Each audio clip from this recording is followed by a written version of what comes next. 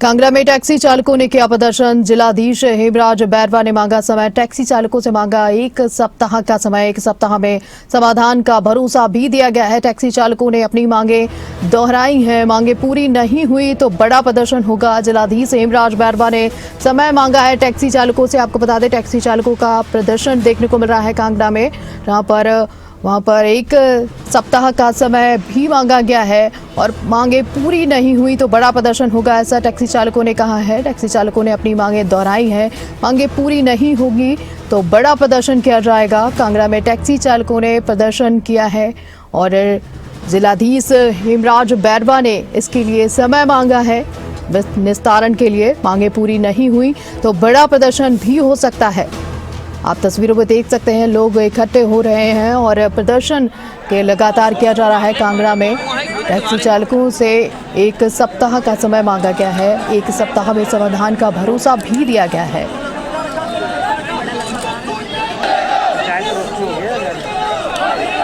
वही इस खबर पर ज्यादा जानकारी के साथ हमारे साथ जुड़े हुए हैं, कांगड़ा से लाइव जुड़ रहे हैं मनोज धीमान। मनोज, अगर बात करें जिस तरह से टैक्सी चालकों का प्रदर्शन देखने को मिल रहा है, आखिरकार इनकी मुख्य वजह क्या है और साथ ही साथ इनकी मांगों को लेकर कब तक इनका निस्तारण किया जा सकता है?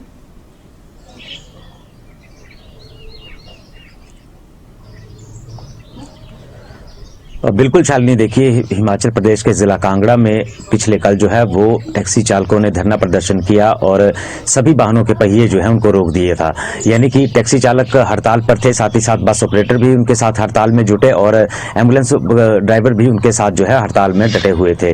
तो ये हड़ताल इसलिए की गई थी कि जो ATS सिस्टम अब लागू किया गया है हिमाचल प्रदेश में, खास करके ये जिला कांगड़ा में इसको शुरू किया गया है और जिला कांगड़ा के गाहलिया में जो ताल के पास है वहां पर इसका केंद्र जो है स्थापित किया गया है। तो इसमें सबसे बड़ी परेशानी तो वाहन चालकों को ये आ रही है कि टैक्सी जो है हर साल उसकी पासिंग होती है, तो पासिंग के लिए एक तो बड़ा बंगाल जैसे सटे हुए दूर दराज के इलाकों से उनको गालियां पहुंचना पड़ेगा और वहां पर जाकर के वो अपनी गाड़ी की पासिंग करवाएंगे। लेकिन जिस ATS में जो अगर आपकी गाड़ी 1 या 2 बार पास नहीं हो पाती है तो उस गाड़ी को स्क्रैप करने की बात भी कही गई है।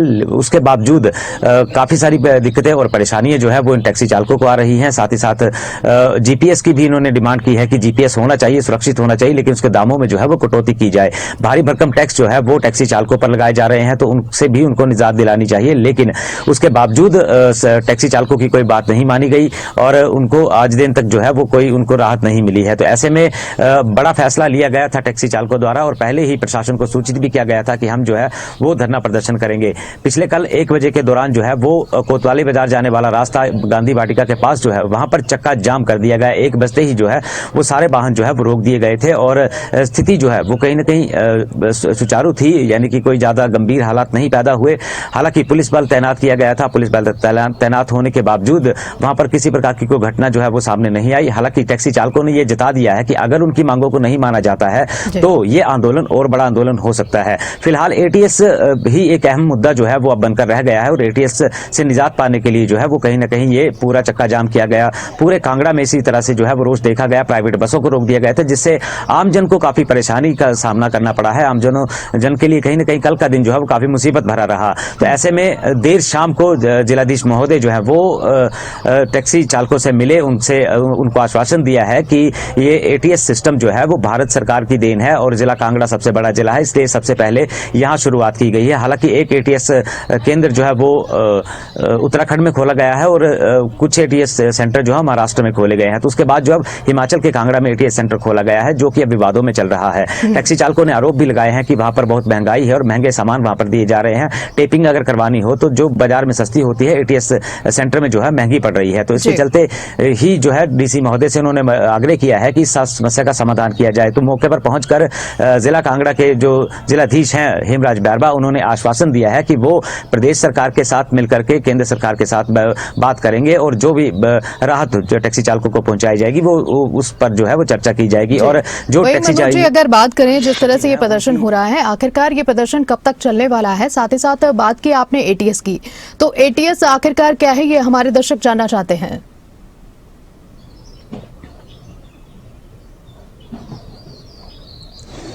बिल्कुल शालिनी, अगर हम एटीएस की बात करें तो ऑटो टेस्टिंग सेंटर है ये, यानी कि जब पहले जो है गाड़ियों की पासिंग जो है मैनुअल कर दी जाती थी, जो जिसमें एमबीआई, आरटीओ और एसडीएम होते थे और अन्य अधिकारी भी होते थे, वो गाड़ी को पूरी तरह चेक करते थे और उसके बाद उस गाड़ी को पास किया जाता था। लेकिन अब ऑटो टेस्टिंग सेंटर में गाड़ी, एक मशीन है, मशीन के अंदर वो गाड़ी जाएगी और मशीन गाड़ी को चारों तरफ से चेक करेगी। अगर उसमें हल्का सा भी कोई कमी होती है तो उस गाड़ी को पास नहीं किया जाएगा, और अगर 2 बार वो गाड़ी पास नहीं होती है तो तीसरी बार उसको जो है वो स्क्रैप करने की बात भी कही गई है। तो ऐसे में यही एक बड़ा सवाल बनकर रह गया है, अगर किसी की नई गाड़ी होती है और उसको स्क्रैप करने की बात आती है तो कहीं ना कहीं टैक्सी चालकों को भारी नुकसान झेलना पड़ सकता है। तो इसी एटीएस सेंटर की सुविधाओं को जो है कम करने के लिए जो है मैनुअल पासिंग करवाने की जो बात है टैक्सी चालकों ने की है, तो ये एटीएस सेंटर में मिलने वाली सुविधाएं थी। तो लेकिन अब जो टैक्सी चालक हैं उनको काफी दूर का सफर तय करना पड़ रहा है, और साथ ही साथ जो ऑटो चालक हैं उनका 20 किलोमीटर का दायरा होता है, 20 किलोमीटर का परमिट होता है, तो उनको भी अगर ऑटो पास करवाना है तो उनको रानीताल के पास गालियां में जाना पड़ेगा। तो जो कहीं ना कहीं इन टैक्सी चालकों के लिए काफी मुश्किल भरा है। ऑटो चालक जो है उनके लिए भारी है, या जो बड़ा भंगाल से लोग आते हैं, बैजनाथ से लोग आते हैं, तो उनको गालियां पहुंचना काफी मुश्किल है और काफी लंबा सफर भी है। तो ऐसे में इन सारी मांगों को लेकर के ये प्रदर्शन किया गया है। फिलहाल एक दिन का ये प्रदर्शन था, और अब ये कल देर शाम को 7 बजे जो चक्का जाम था उसको खुलवा दिया गया है। लेकिन अब टैक्सी चालकों ने 7 दिन का समय जो है वो डीसी महोदय को दिया है, और अगर 7 दिन के भीतर इनकी कोई बात पूरी नहीं होती है या इनकी बातों को नहीं माना जाता है तो ये टैक्सी चालकों ने सीधा कह दिया है कि वो अब एक बड़ा धरना प्रदर्शन करेंगे, और ये प्रदर्शन काफी मजबूत होगा, जिसमें उनके घर के परिवार वाले और उनके बच्चे भी इस प्रदर्शन में शामिल होंगे। लेकिन डीसी महोदय ने ये कहा है कि हम उससे पहले ही आपको कोई जो है वो संतुष्टि भरा जवाब जो है वो दे देंगे, और भारत सरकार और प्रदेश सरकार के साथ मिलकर बात की जाएगी। उसके बाद ही कहीं ना कहीं जो है ये निश्चित किया जाएगा कि आखिर इसमें क्या करना है। तो अब देखना होगा कि जो 7 दिन का समय दिया है उस 7 दिन के समय में जिलाधीश महोदय कितने खरा उतर पाते हैं। क्या वाकई में वो टैक्सी चालकों की मांग या बस ऑपरेटर्स की मांग को सुन लेते हैं, या सरकार उनकी सुन लेती है, या फिर एक बड़ा आंदोलन दोबारा देखने को मिलेगा।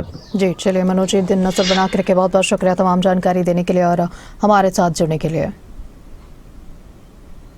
कि ऑटोमेटिक टेस्टिंग स्कीम, स्टेशन की जो स्कीम है भारत सरकार की एक रिफॉर्मेटिव स्कीम है, और जिस स्कीम के तहत हमारे व्हीकल्स की पासिंग को ऑटोमेट किया जा रहा है, और उस स्कीम के तहत भारत सरकार ने प्रदेश सरकार को एक टाइमलाइन दी और कहा कि 1 अप्रैल के बाद कोई भी मैनुअल पासिंग नहीं होगी। यहाँ के ट्रांसपोर्टरों की डिमांड को ध्यान में रखते हुए प्रदेश सरकार ने इस मुद्दे को लिखित में भारत सरकार के साथ टेकअप किया, और भारत सरकार से कहा कि हमें 6 महीने का समय दिया जाए, जिस समय सीमा में हम इनके जो कंसर्न्स हैं उनको भी एड्रेस करें और आगे हम बढ़ने का प्रयास भी करें। लेकिन ट्रांसपोर्टर्स जितने भी थे उनको जो समस्या थी, उस समस्या से जो परेशानी आ रही थी उसको चलते यहाँ पर रोष प्रदर्शन किया, और उन्होंने एक क्लैरिटी जानना चाहिए कि भाई हमारी इस समस्या का समाधान